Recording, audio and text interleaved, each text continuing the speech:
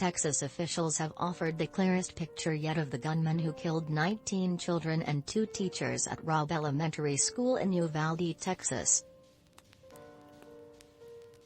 It comes as part of a 77-page Texas House Committee report that is the most thorough evaluation so far of the security of the school, missed warning signs about the shooter and the law enforcement response to the May 24 shooting.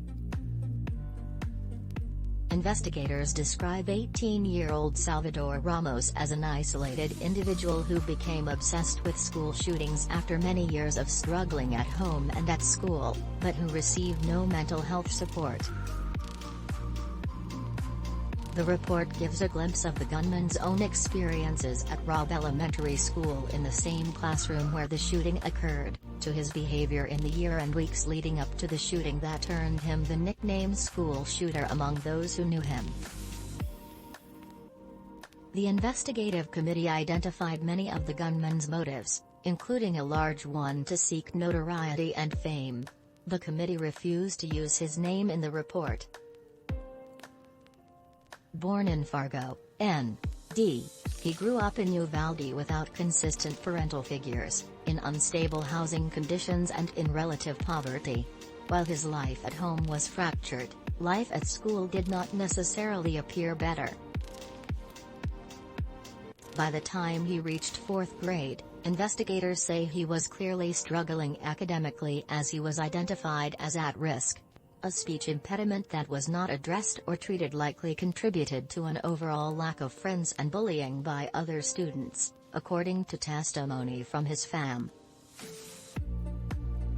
Problems continued into middle school and high school, when the gunman had declining attendance, with more than 100 absences annually beginning in 2018 along with failing grades and increasingly dismal performance on standardized and end-of-course exams.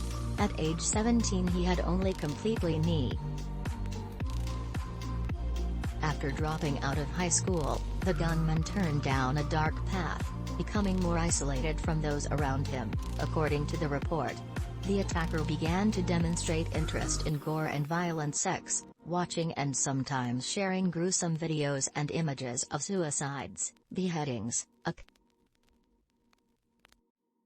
He also sent over-the-top threats on social media. Those sent to women included graphic descriptions of violence and rape. The aggression toward women was not only online. A job at Whataburger in late 2021 ended when he was fired for threatening a female coworker.